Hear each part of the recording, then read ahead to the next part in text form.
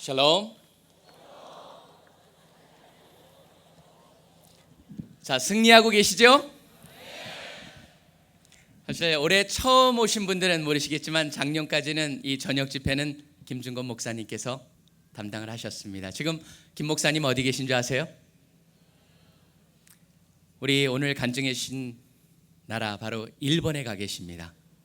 일본에서 홀리클럽, 거기에 일본의 종교 굉장히 중요한 지도자들을 중심으로 해서 일본의 변화들 일으키기 위해서 그곳에 몇 분의 귀중한 한국의 리더십들과 함께 그곳에서 그 일을 하고 계십니다. 이웃나라고 너무나 귀중한 것. 근데 여러분, 김 목사님 하면 생각나는 김 목사님의 물론 여러 가지가 있지만 지금 답이 나왔습니다. 백문일답입니다. 그게 어느새 우리 CCC의 전통이 됐습니다. 백문일답을 하지 않고는 나는 여름 수련회 온 맛이 안 난다.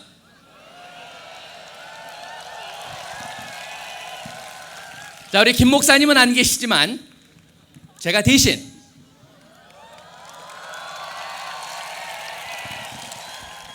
그 전통을 이어받겠습니다.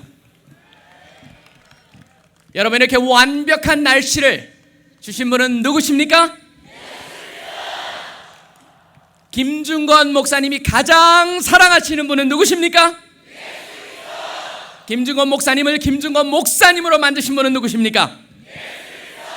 우리를 이 자리로 불러주신 분은 누구십니까? 우리 민족을 이끄시는 분은 누구십니까?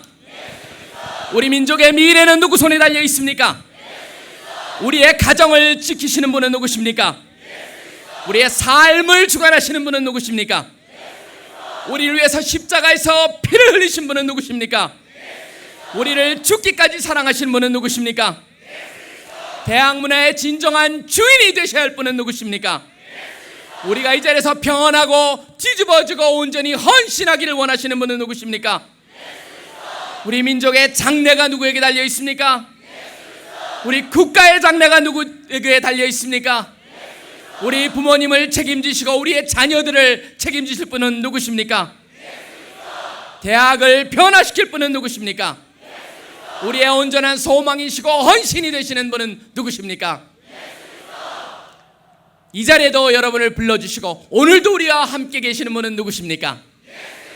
세상 끝날까지 우리와 함께 하시겠다고 말씀하신 분은 누구십니까? 우리가 마라나타라고 하면서 속히 오시옵소서라고 부르실 분은 누구십니까? 우리는 그 분을 사랑합니다.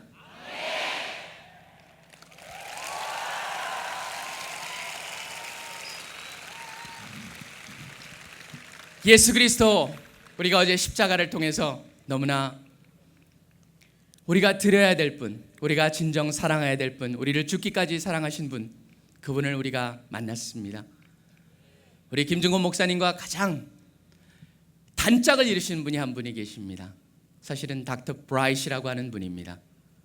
여러분, 그 닥터 빌 브라이트 지금 박사님은 병상에 누워 계십니다. 죽음을 눈앞에 두고 지금 죽음을 본인은 준비하셔서 장례 준비까지 완전히 끝난 상태입니다.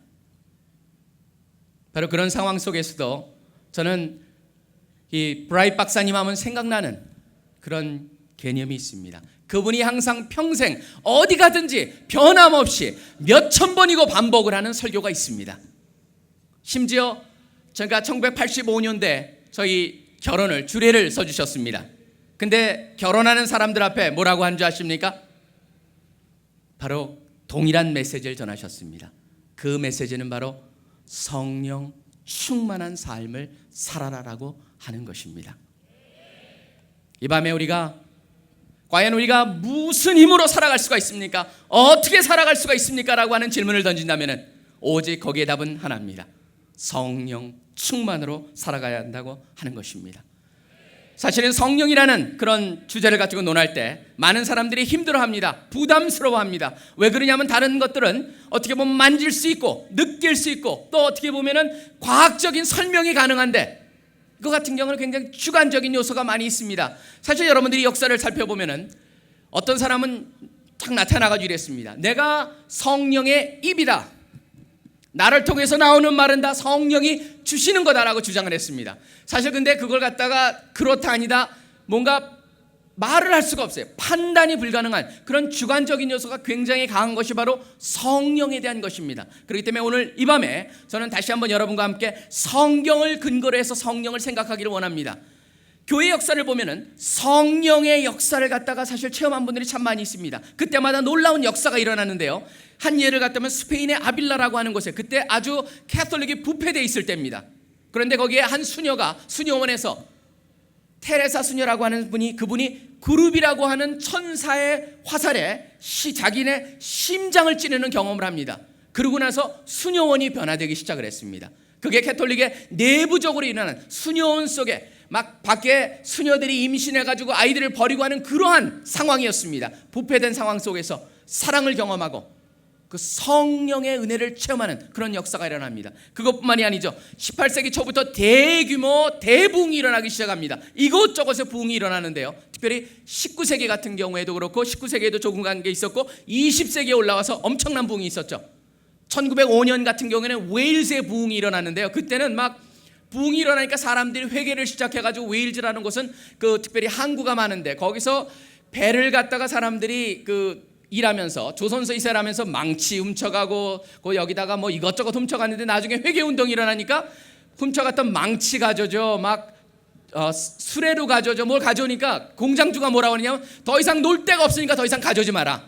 앞에다 써붙였다고 합니다. 당신의 죄는 다 용서받았습니다. 그게 웨일즈 부흥이 1905년에 일어났는데 그 소식을 듣고 1906년부터 5년부터 사실은 후반부부터 기도하기 시작을 했어요. 한국에서도. 그래서 기도를 시작해가지고 1906년도에부터 그 부흥의 조짐이 있다가 1907년에서 평양 대부흥 사건이 일어났습니다. 평양에서 대부흥 사건이 일어났어요. 그러면서 그것을 통해서 거기서 나온 사람들이 100만인 구령운동이 시작돼가지고 사실상 한국교회의 근간을 만드는 그런 역사가 일어났던 것입니다. 20세기 초에도 또 미국의 로스앤젤레스라는 곳에서도 대부흥이 일어나가지고 사실상 오순절교회가 그렇게 시작을 하게 됩니다. 성령의 역사입니다. 성령이 하신 것입니다. 근데 여러분께 질문 하나 제가 드리길 원합니다. CCC의 특징이라면 뭐가 있을까요? CCC의 가장 특징 두 가지를 들어라. 도대체 CCC의 특색이 뭡니까? 라고 한다면 여러분이 여러 가지 생각할 수가 있겠죠. 두 가지는 바로 뭔지 아십니까? 하나는 성령의 의지하에서 사는 것이고 또 하나는 지상명령 성취를 돕는 이 두 가지가 CCC의 특징 중의 특징이라고 하겠습니다. 그러니까 시맨으로서 성령 충만을 모른다면 이거는 소위 말하는 이름만 시맨입니다. 이 밤에 여러분 이름만 시맨이 가운데 있다면 진정한 시맨이 되는 그런 밤이 되기를 간절히 바랍니다. 자, 그럼 우리가 질문을 던져보겠습니다. 성령님은 누구십니까? 뭐라고 답이 나왔는지 모르지만 성령님은 처음부터 말하자면 하나님의 영입니다. 하나님의 영이고 여러분 특별히 성령에 대해서 보면은요 재미있는 표현이 나옵니다. 요한복음 그 3장에 보시면은 니고데모랑 얘기를 하시면서 예수님께서 말씀을 하시는데요. 이런 표현을 쓰십니다. 니고데모를 향해서 내가 네게 거듭나야 하겠다라는 말을 기이 여기지 말라. 바람이 임으로 불매 네가 그 소리를 들어도 어디서 오며 어디로 가는지 알지 못하나니 성령으로 난 사람 다 이러하니라 라고 말하고 있습니다.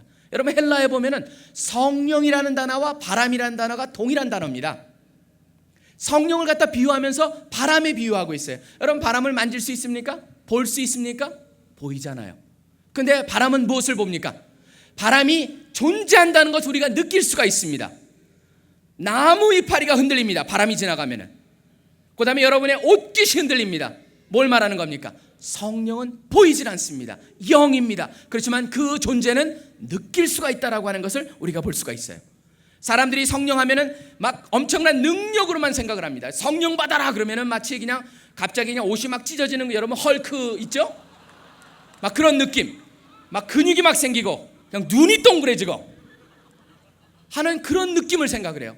성령을 갖다 단순한 힘만이 아니죠.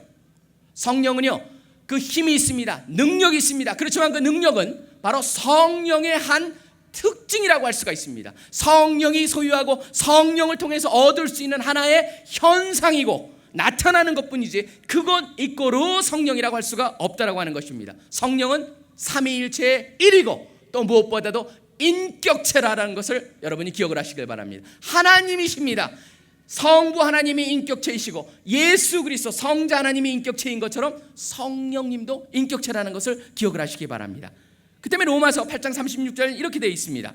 이와 같이 성령도 우리의 연약함을 도우시나니 우리가 마땅히 빌 바를 알지 못하나 오직 성령이 말할 수 없는 탄식으로 우리를 위하여 친히 간구하시느니라라고 되어 있습니다. 말할 수 없는 탄식을 가지고 우리가 무엇을 기도할지도 모르고 어떤 말을 할지도 모르는데 성령님께서 우리를 위해서 탄식하고 계시는 그런 인격체라는 것을 여러분이 기억을 하셔야 됩니다. 성령은 누구십니까? 요한복음 14장부터 16절까지 보면은 예수 그리스도 성령이 누구신가에 대해서 말해주고 계십니다. 그것을 한번 간단히 제가 정리해 보겠습니다. 14장에 보면 제가 읽고 여러분 보실 수 있는 분만 성경을 찾아보시길 바랍니다. 14장 16절은 이렇게 말씀하십니다. 내가 아버지께 구하겠으니 그가 또 다른 보혜사를 너에게 주시겠다고 했습니다. 다른 보혜사입니다. 결국 예수님이 보혜사였던 것처럼 성령님도 보혜사라고 하는 의미를 담고 있습니다. 예수님의 사역의 연속성에서 보혜사, 바로 우리 앞에서 법정에서 우리를 변호해 주는 역할, 또 우리를 갖다 도와주고 우리를 갖다가 상담을 해주는 그런 역할을 감당하실 분이다라고 설명을 하고 있습니다. 또 내려오면은 저는 진리의 영이라고 했습니다. 바로 진리로 인도하는 영입니다. 세상은 능히 저를 받지 못하나니 이는 저를 보지도 못하고 알지도 못함이니라. 그러나 너희는 저를 아나니 저는 너희와 함께 거하시며 또 너희 속에 거하시겠습니다.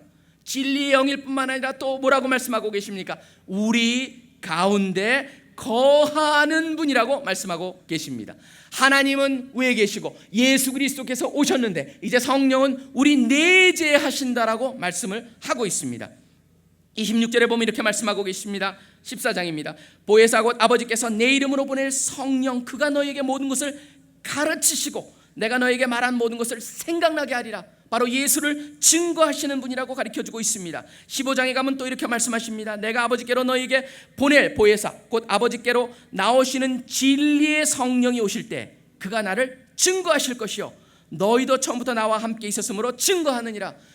예수 그리스도를 증거하고 그분이 내재하시고 우리를 통하여서 예수 그리스도를 증거하게 만든다라고 말씀하고 있습니다.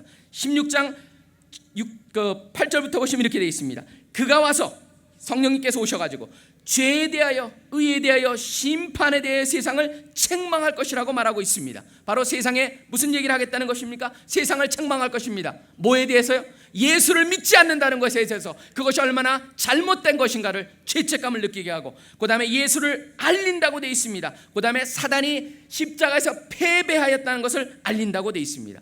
장래일을 알려주겠다라고 또 나와 있습니다. 성령님이 그러한 역할을 하시는 것입니다. 간단히 말하면 무엇입니까 여러분? 백문일답이에요. 여기서도 백문일답의 답입니다. 성령님께서 궁극적으로 가르치고 계시는 분은 누구십니까? 라고 하면 바로 예수 그리스도입니다. 성령의 역사를 통해서 예수 그리스도가 높여지고 예수 그리스도가 알려지고 예수 그리스도가 아는 지식이 깊어지지 않는다면 그거는 성령이 하시는 일이 아니라고 하는 것이 바로 성경에 나와 있는 겁니다. 성령님이 하시는 일은 무엇입니까? 예수님을 알리는 일입니다. 세상에 대해서 알리고 우리 내재하면서 우리로 하여금 예수 그리스도를 더 깊이 알게 하고 그분을 전하게 만드는 분이 바로 성령입니다. 자, 그렇다면 그러한 성령이 과연 어떤 사역을 하십니까? 내재한다고 그랬죠? 어떻게 내재를 시작하십니까? 아무한테나 들어가십니까? 그렇지 않습니다. 여기 보면 제자들을 향해서 너희 가운데 내재할 거라고 했습니다. 우리가 예수 그리스도를 믿는 순간 성령님께서 우리 가운데 내재하시기 시작하십니다. 근데 여러분 느껴지세요? 성령이 내재하시는 건 느껴지십니까? 그래요? 아멘도 있는데 웃는 사람도 있어요. 그건 보니까 나는 아닌데요. 자, 한번 생각을 해보세요. 사실은요, 여러분 성령이 내재하시는지 안 내재하시는지요, 그거는 어떻게 알 수 있습니까? 사실 굉장히 아는데 시간이 걸려요. 믿음이 필요합니다. 어제도 그랬습니다. 알고 나서 믿는 게 아니고 믿고 나서 알기 시작을 합니다. 여러분, 제가 그 경험을 갖다가 어디랑 비유하길 원하냐면요, 여자가 그 남녀가 결혼해 가지고 아이를 이제 잉태하잖아요. 근데 여자가 아이를 갖다 잉태했다는 것을 믿고 아이 엄마가 된다는 거라는데 상당한 시간이 걸린다고 합니다. 아이가 심지어 안에 있음에도 불구하고 맨 처음에는 진짜 아이냐 그렇게 느낄 정도로 엄마가 된다는 것을 느끼는데 상당히 시간이 걸린다고 그래요. 남자들은 그러니까 어떻겠습니까? 여자들은 속안에서 느끼기라 발로 차기도 하고 그러는데 남자들은 그게 더 시간이 걸려요. 진짜 저 안에 애가 있나? 요새 여러분 초음파로 보지만 옛날에는 어땠겠습니까? 아이가 발로 그냥, 저희 아이도 뱃속에 있을 때 보니까 어느 때 보니까 엄마 배가 이렇게 막 풍 튀어나와 있어요. 이 녀석이 발로 찬 거예요. 그런 걸 보기 전에는 진짜 뭐가 있는지를 알 길이 없는 거예요. 여러분, 배만 불러오지 과연 저게 뭐가 들어있을까 저 안에. 사실 그러다 보니까 여러분 태교라는 것을 하는데요, 태교라는 것을 하는데 여자들은 맨날 아이랑 얘기를 하는데 남자 같은 경우에는요 참 힘이 들어요. 믿음이 있어야 돼요. 진짜 이 안에 있구나. 배를 만지면서 기름을 바르면서 네가 거기 있냐? 아빠가 너를 얼마나 사랑한지 몰라. 근데 그 안에 믿지 않고 그게 나올까요? 말만 그렇게 하면서 진짜 있는지 없는지 모르면서 우리가 그렇게 해봤자 태교가 될까요? 아니죠. 저는요 왜 그 비유를 드느냐 하면요, 우리가 성령님께서 우리 가운데 예수 그리스도를 믿으면 들어오신다고 했는데 우리가 과연 그것을 믿고 있느냐 하는 것입니다.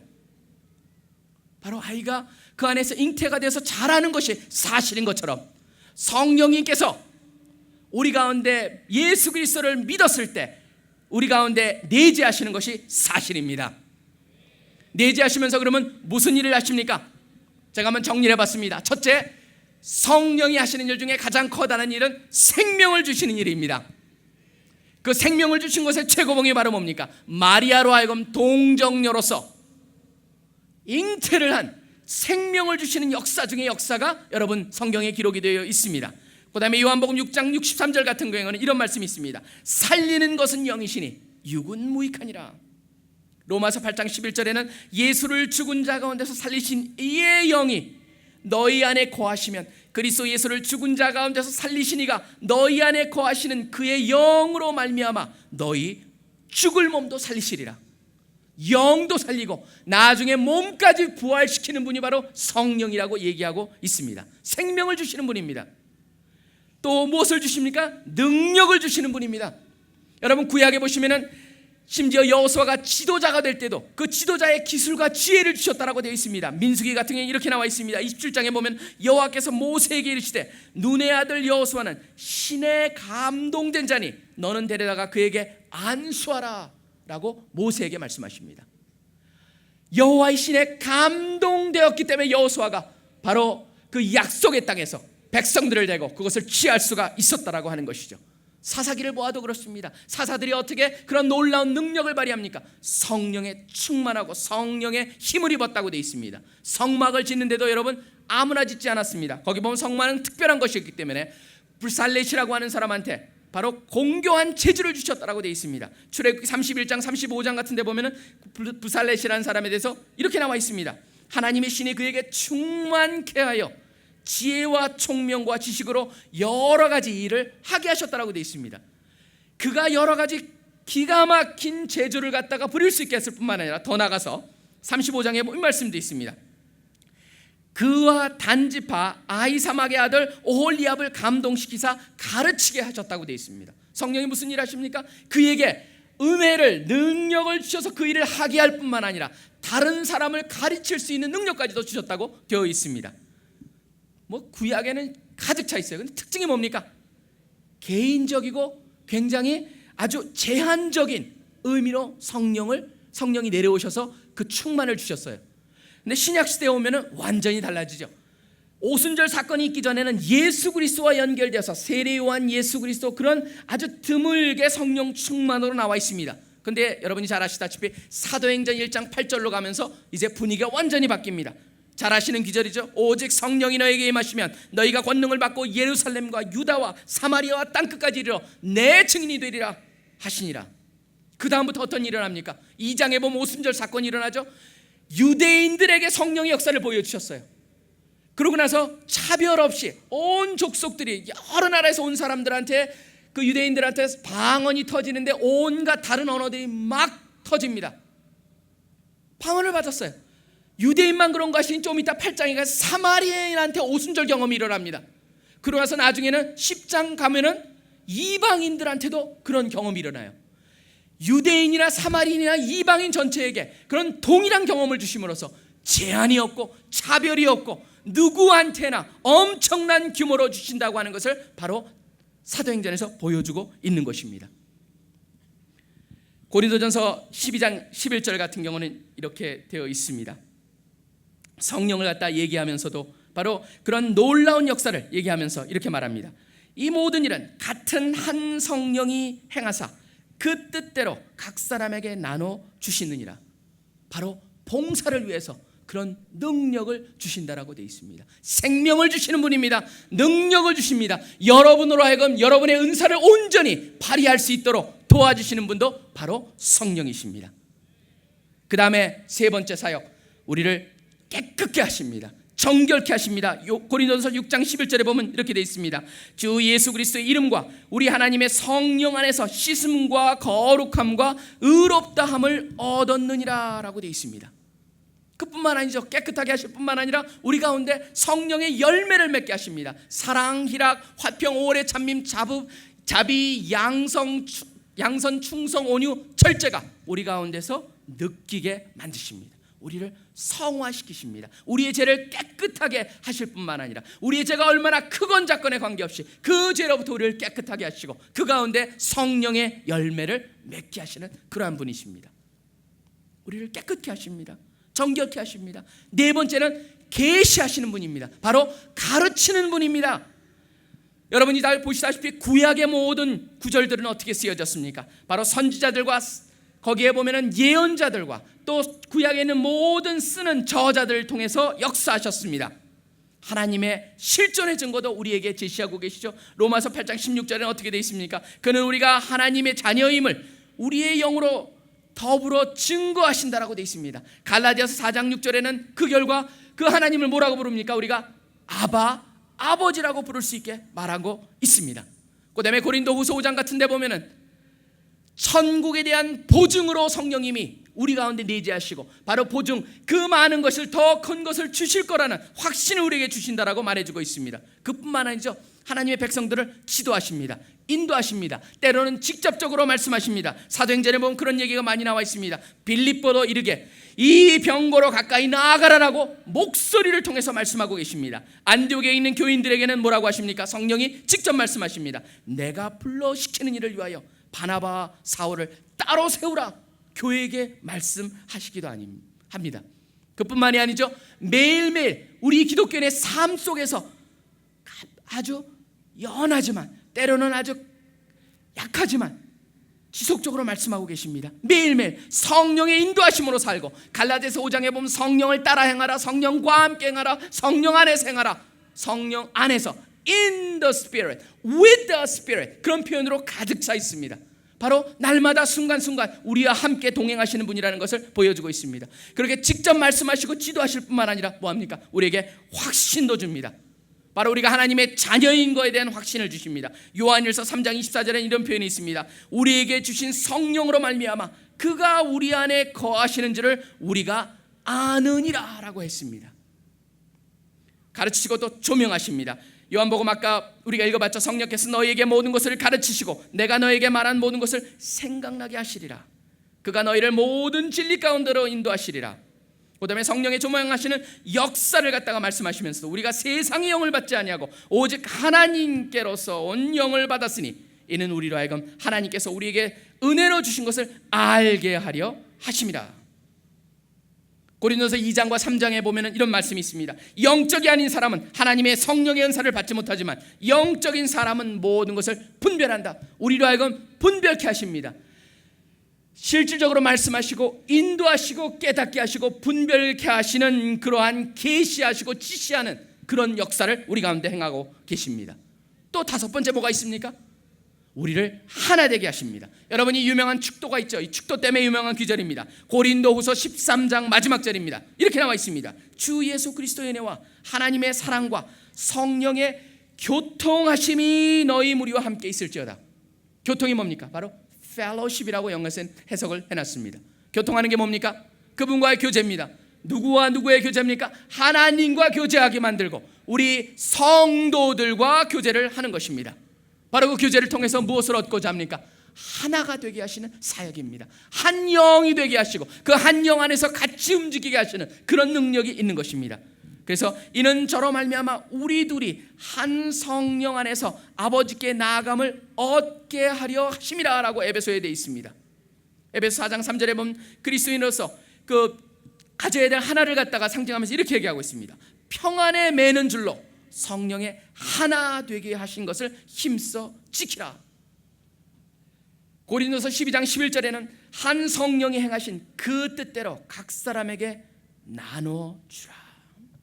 주고 각 사람이 성령이 나타내시는 주심은 모두를 유익하게 하려 하심이라고 고린도전서 12장 7절에 나와 있습니다. 여러분 사도행전을 읽다 보면 키워드는 딱 두 개입니다. 그 두 개가 항상 같이 다닙니다. 뭔지 아십니까? 기도와 성령입니다.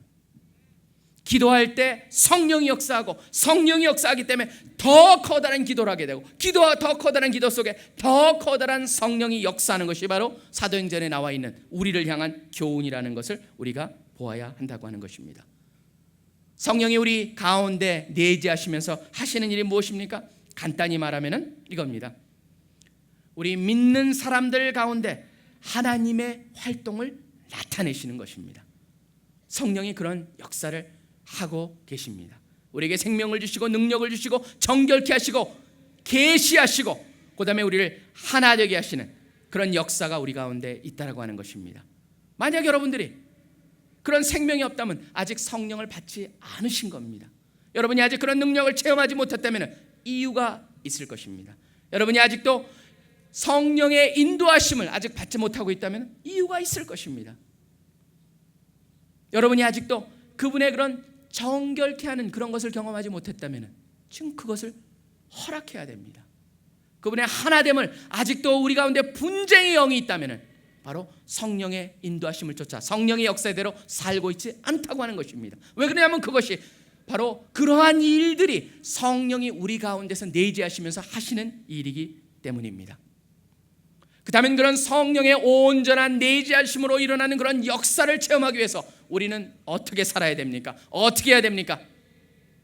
거기에 세 번째 가르침이 있습니다. 바로 뭡니까? 성령 충만을 받아야 합니다. 믿습니까, 여러분? 성령이 여러분 가운데 내재하신다고 믿습니까? 아직도 내재한다고 믿지 않은 분은 예수 그리스도를 믿지 않았기 때문입니다. 만약 예수 그리스도를 믿으셨다면 성령이 내재하십니다. 여러분 사도행전을 보면 성령 충만했을 때 어떤 일을 할 수 있는지를 보여줍니다. 스데반 집사는 그 많은 사람들이 돌을 집어들고 그를 치려고 할 때도 거기에 끄떡하지 않았습니다. 오히려 주여 제 영혼을 받아주시옵소서 기쁜 얼굴로 죽음의 그 돌팔매질에 당하는 그 죽음을 담담히 받는 그런 모습이 기록이 되어 있습니다. 그러면서 성령 충만하다고 거기에 나와 있습니다. 우리 모두가 다 뭐 그런 자리에 쓸 필요는 없는 거죠. 성령 충만하다고. 그렇죠? 그렇지만 여러분 뭡니까? 그런 자리에서 그렇게 쓸 수 있도록 된 그 한 힘의 원천이 바로 어디 있다는 거예요? 성령 충만에 있다라고 하는 것입니다. 사도행전 4장과 5장에 보시면요, 사도들이 전하러 다니는데 막 막습니다. 유대인들이, 유대 지도자들이 하지 말라고 얘기합니다. 그런데 이들은 뭐라고 합니까? 우리가 하나님을 기쁘게 하랴 사람을 기쁘게 하랴. 그러고 나서 돌아와가지고 기도를 합니다. 주님, 이러한 모든 저들의 그런 두려움과 협박에서 우리가 이길 수 있게 하여 주시옵소서 기도하니까 성령 충만해가지고 다시 더 담대하게 나가서 또 전하는 그런 모습들이 기록이 되어져 있습니다. 여러분, 제가 아까 1905년도 일어났던 웨일즈 부흥운동에 대해서 말씀을 드렸습니다. 사실은 1907년에 평양 대부흥운동이 일어나는데요, 거기 한번 제가 예를 한번 간단히 설명을 드릴게요. 여러분이 혹시 그 목사님 얘기를 많이 들으셨죠? 1907년도에 그 부흥의 주인공이 누군지 아십니까? 어떤 목사님인지 아세요? 길선주 목사님이라고 하는 분입니다. 그분은 그때 장로님이셨어요. 사실 이렇게 시작이 된 겁니다. 1905년도에 웨일즈에 대부흥이 일어났다는 소식이 들리자 평양 지역 부흥을 위해서 사람들이 모여서 기도하기 시작했습니다. 몇몇 사람들이 시작을 했는데 새벽 4시에 일어나서 새벽 기도를 시작을 했습니다. 사실 그게 한국 새벽 기도의 시작이에요. 새벽 기도를 시작하게 됐는데 그때부터 그 기도를 시작하니까 1906년부터 부흥운동이 일어나기 시작을 했어요. 그래가지고 1907년 1월에 평양에 있는 장대현 교회에서 사경회가 열렸습니다. 약 2,000명의 신도가 장대현 교회에 모여서 10일간 사경회를 가졌습니다. 근데 그 신학진함에 나와 있는 이런 글이 있습니다. 2,000명 이상을 수용하는 장대현 예배당에 회중이 차고 넘치도록 모인 사경회원 전체가 성령에 휩쓸림 받아요. 혹은 소리쳐 울고, 혹은 가슴쳐 통곡하며, 혹은 흐느껴 울면서 기도하며, 혹은 발을 구르고 자복하며, 혹은 춤을 추면서 찬미하니 소리소리 아파요. 소리의 기둥은 번제단에 타오르는 불기둥같이 하늘에 떠올랐다라고 그렇게 기록이 되어 있습니다. 그때 바로 그 순간에 길선주 장로는 그때는 지금 목사님이 나중에 되셨지만 그 장로님이 이렇게 이 설교를 하셨다고 합니다. 이상한 귀빈과 괴이한 주인. 그게 설교 제목이었어요. 이상한 귀빈, 괴이한 주인. 왜 이상한 귀빈이냐면 존귀하신 하나님인데도 비천하고 누추한 땅에 오셨으니 이상한 귀빈이고, 귀중한 몸인데도 오셔서 밖에서 기다리니 이상한 귀빈이고, 전능하신 분이 간절하게 밖에서 두드리고 계시니 이상한 귀빈이라. 그 귀빈을 맞아들이지 아니니 참으로 괴이한 주인이다. 자애하신 귀빈을 환영하니 괴이한 주인이고, 간절하신 음성을 듣지 않으니 괴이한 주인이며, 굳게 닫은 방문을 열지 않으니 괴이한 주인이라. 그러면서 도전을 했습니다. 마음의 문을 열고 성령님을 영접하십시오라고 그는 도전을 했습니다. 그때 여러분 놀라운 일들이 일어났어요. 그 설교 속에 사람들이 다 성령을 영접해가지고 성령 충만이 일어났는데, 바로 거기에 왔던 그런데 오면 막 회개하는 사람이 있으니까 건수 올리려고 온 경찰이죠. 지금의 경찰이 와가지고 건수 올리려고, 어떤 사람이 회개하나, 저 사람이 무슨 죄를 자백하면 잡아가야지, 그러고 가 있던 사람까지 다 회개를 했습니다. 그 사람이 다 회개를 하고, 거기에 스님도 그 비판하러 갔다가 스님까지도 거기서 개종을 하고, 그 다음에 신부가 가서 그거에 은혜를 받아가지고 가지고 있던 염주를 다 갖다 주면서 기독교인으로 개종했다는 역사가 있습니다. 성령께서 역사하실 때 과연 우리 가운데 어떤 일이 일어날 수 있는가를 극적으로 보여주는 그러한 장면입니다. 근데 왜 그런 일이 우리 가운데 그냥 자동적으로 일어나지 않습니까, 여러분? 왜 이 가운데 여러분이 갑자기 다 일어서서 성령 충만해서 왜 춤을 추며 왜 찬양하지 아니하며 왜 그런 기도가 터지지 않습니까? 왜 그런지 아십니까, 여러분? 바로 하나님께서 우리에게 자유의지를 주셨기 때문입니다. 제가 지금 미국에서 온 형제들은 잘 알 거예요. 이 영화 브루스 얼마이티라고 하는 영화를 제가 봤는데요. 그게 바로 자유의지를 잘 보여주는 영화입니다. 우리나라에서 좀 이따 개봉을 할 텐데, 저도 한번 여러분이, 제가 다른 영화는 잘 보라고 그러지 않아요. 이건 굉장히 영적인 메시지가 담겨 있습니다. 그 가운데 왜 하나님께서 우리 기도를 때로는 들어주시 아니며 왜 우리에게 자유의지를 주셨으며 자유의지를 사용해서 우리로 하여금 어떻게 살아가게 하시나를 참 유머롭게 잘 표현한 영화입니다. 여러분이 그 입 큰 사람 좋아하면 가시길 바랍니다. 그 마스크에 나오는 뭡니까? 이름이 갑자기 생각이 안 나네요. 짐 캐리?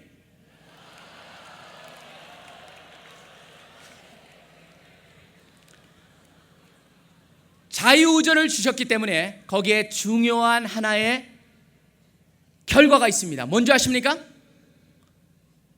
우리가 어떻게 하느냐에 달려있다라는 것이에요. 여러분, 그렇기 때문에 구약에 보시면은 성령이 임하셨다가 죄를 짓자마자 떠나버린 사건들이 너무나 많이 있습니다. 삼손의 경우에도 그랬습니다. 사사로서 그 능력을 발휘하다가 죄를 짓고 나중에 그 능력을 갖다 자기가 저버리기 때문에 성령이 떠나버리십니다. 사울왕도 불순종하니까 성령이 떠나버리셨습니다. 구약에서뿐만 아닙니다. 신약에서는 떠나시겠다라고 하는 그런 표현보다는 다른 표현들이 나와 있습니다. 신약에서는 성령님께서는 근심하실 수도 있고 어떤 상황에서는 더 이상 복을 주지 않을 수도 있다라고 기록이 되어 있습니다. 스데반이 유대 지도자들을 책망하면서 이렇게 말하고 있습니다. 너희가 항상 성령을 거스린다라고 말하고 있습니다. 사도 바울은 에베소 교인들에게 하나님의 성령을 근심하게 하지 마라. 그 안에서 너희가 구속의 날까지 인치심을 받았느니라 라고 말하고 있습니다. 데살로니가 교인들에게는 성령을 소멸치 말라라고 말하고 있습니다. 그리고 더 나가서 고린도전서 6장에는 너희 몸은 너희 하나님께로부터 받은 바 너희 가운데 계신 성령의 전인 줄 알지 못하느냐. 너희는 너희 것이 아니라 값으로 산 것이 되었으니 그런즉 너희 몸으로 하나님께 영광을 돌리라. 그렇게 말씀하고 있습니다. 바로 우리가 잘못할 때 성령의 능력이 제한을 받을 거라고 하는 그런 표현을 하고 있는 것입니다. 그런데 그거와 반대로 우리가 온전히 성령님께 하나님을 기쁘시게 하는 행동을 하게 되면 성령께서 우리에게 커다란 복을 가져다 주실 것이라고 말씀하고 있습니다. 성령님께서는 오순절날 온전히 부은 바가 되었습니다. 신자들로 하여금 하나님의 성전을 만들고 그 안에 거하신다라고 되어 있습니다. 그를 통하여서 우리 삶 속에서 성령과의 교제가 일어나고 교통을 밀접하게 느낄 수 있으며 그분이 주시는 은사를 체험할 수 있고 그분으로 인도하시는 진리를 알 수 있고 맡겨주시는 사역을 경험할 수가 있습니다. 사실은 그 성령이 임하셨을 때 너무나 온전하고 충만하기 때문에 예수님께서 이런 표현을 쓰셨습니다. 그가 생수의 강이 배에서 넘쳐난다라고 하는 표현을 쓰셨습니다. 바로 그만큼 엄청난 일이 일어날 것을 말씀하고 계십니다. 성령 안에서 할 수 있는 놀라운 일이 너무나 성경에 많이 기록이 되어 있습니다. 성령 안에서 상황에 관계없이 즐거워할 수 있고 성령 안에서 어떤 일을 결정하거나 해결할 수 있다고 되어 있고 성령 안에서 그 양심의 증거를 가질 수 있고 성령 안에서 하나님 앞에 가까이 나아갈 수 있으며 기도할 수 있으며 사랑할 수 있으며 우리가 하는 무슨 일이든지 할 수 있다라고 되어 있습니다. 그 성령이 바로 우리 가운데 내주하고 계십니다. 그 성령이 이 밤에도 우리 모두를 초대하고 있습니다. 계시록 22장 17절에 이렇게 되어 있습니다. 성령과 신부가 말하기를 오라 하시는도다. 듣는 자도 오라 할 것이요 목마른 자도 올 것이요 또 원하는 자마다 값없이 생명수를 받으라. 초대하고 있습니다. 그 생명수를 주시고자 하고 그분이 여러분을 초대하고 있습니다. 예수 그리스도를 믿은 여러분 가운데는 성령이 내재하고 계십니다. 그분이 여러분을 변화시키고 가시고 그분이 여러분을 갖다가 바꿔 가실 뿐만 아니라 능력을 주시고 인도하시고 잠재력을 극대화시키고 여러분을 사용하시고 여러분의 앞날을 보여주시고 인도하여 주시고 비전을 주시고 채워주시고 능력을 주시고 교육을 시키고 계십니다. 성령은 있다가 없어지는 게 아닙니다. 잠깐 있다가 없어지는 것도 아닙니다. 바로 우리 가운데 내재하고 계십니다. 그렇기 때문에 우리가 이 성령을 받았을 때 바로 스룹바벨이 고백이 생각이 납니다. 이는 힘으로 되지 않으며 능으로 되지 아니함 오직 나의 신으로 되느니라 라고 하는 스룹바벨을 향해서 말한 그런 낙담하고 그런 어쩔 수 없이 그냥 그 슬픔과 그 다음에 비탄 속에 빠져있는 를 향해서 힘으로도 되지 아니하고 능으로도 되지 아니하고 바로 여호와의 신으로 될 수 있다라고 하는 그런 말씀을 주시는 것입니다. 여러분 내재하시는 성령님이 지금 여러분의 어디에 계십니까? 예수 그리스도를 영접하셨다면 여러분 성령님은 어디 계십니까? 여러분의 안에 계십니다. 그런데 중요한 것은 바로 뭐냐면 어디에 계시느냐가 중요합니다. 골방에 계십니까? 손님방에 계십니까? 그저 다락에 모셔놨습니까? 바로 그것이 문제죠. 여러분 그 성령님으로 하여금 여러분께서 바로 그 성령님을 여러분의 중심에 모실 필요가 있습니다. 그분이 중심이 되시고 주인에 앉으셨을 때 그 자리에서 여러분을 변화시킬 수가 있습니다. 여러분의 생각이 담겨있는 그 생각의 서재 속을 그분으로 하여금 청소하게 만드시길 바랍니다. 세상에 더럽고 잘못되고 믿지 말아야 될 것, 듣지 말아야 될 것 그것을 온전히 깨끗하게 할 수 있도록 성령님께 여러분을 맡기실 필요가 있습니다. 여러분 날마다 무엇을 먹고 삽니까? 우리는 먹는 것만 생각하는 것이 아니고 이 생각에 먹는 것도 생각할 필요가 있습니다. 무엇을 먹고 살고 있는지 성령님께서 제대로 영양소가 있는 그것을 먹고 살고 있는지 성령님께 판단하시도록 그분께 요리를 맡기시길 바랍니다. 또 여러분의 삶 속에서 여러분이 매일 활동하는 그런 공간 속에 무엇이 있습니까? 그 공간의 카페 밑에는 먼지들이 쌓여 있고 여러분의 책상 밑에는 더러운 쓰레기가 쌓여 있고 여러분의 책상 위에는 잊지 말아야 될 그런 것들이 있습니까? 성령님을 하여금 그것을 다 청소하도록 그분께 허락하십시오. 성소하도록 도와드리고 여러분의 생각을 다 귀한 것으로 바꿀 수 있도록 그분께 맡기고 그분을 하고 여러분의 먹여주시고 무엇을 먹어야 되고 무엇을 생각해야 되고 무엇을 입을까 무엇을 할까 그런 것을 다 그분이 하실 수 있도록 그분께 맡기시기를 바랍니다. 이 시간에 우리가 다 눈을 감고 우리의 팔을 들어서 하늘을 향해서 우리의 팔을 뻗기를 원합니다. 하늘을 향해서 팔을 뻗고 이 시간 주님 예수 그리스도를 믿음으로 성령이 우리 가운데 내재하게 하여 주시니 감사합니다 라고 하는 그런 표현으로 팔을 높이 들고 주님 그 내재하시는 주님께 온전히 어디 계시던 간에 제가 잘못 모셨다면 온전히 우리의 마음의 중심에 들어오게 하여 주시옵소서 중심으로 모십니다 라고 하는 팔을 드시길 바랍니다. 그리고 바로 중심으로 모셔서 온전히 저를 채워주시고 성령 충만하게 하여 주시고 저를 사용하여 주시고 저희 가운데 있는 온갖 죄악과 잘못된 생각과 하지 말아야 될 것 우리가 고백하지 않은 그런 모든 것들을 다 제하여 주시고 깨끗게 하여 주시고 주님이 원하시는 것자로 만들어 주시고 지금 온전히 이 자리에서 성령의 충만을 받아서 주님이 필요하시고 주님이 사용하시고자 하는 그런 것으로도 만들어 주십시오라고 하는 그런 의미로 손을 들고 우리가 같이 기도하길 원합니다. 같이 기도합시다. 하나님 아버지 참 주님께서 하여 주시고 아버지 성령 충만을 하여 주시기 원합니다. 주님 도와주시옵소서. 아버지 은혜 주시옵소서. 아버지 주님께서 하여 주셨사니 저를 주시옵소서. 은혜 주시고 가득 채워주시고 아버지 하나 더 주시고 아버지 하나 주시고 하나 주시고 은혜 주시고 아버지 내 자신 나를 주님께서 하나 주시고 주님께서 하나 주시고 저를 성하는 아버지가 은혜 주시고 은혜 주시면 아버지 주시옵소서. 아버지 주시옵소서. 온전히 아버지 은혜 주시옵소서. 은혜 주시고 아버지 은혜 주시고 주님께서 은혜 주시옵소서. 은혜 주시고 주님 은혜 주시옵소서. 은혜 주시고 은혜 주시고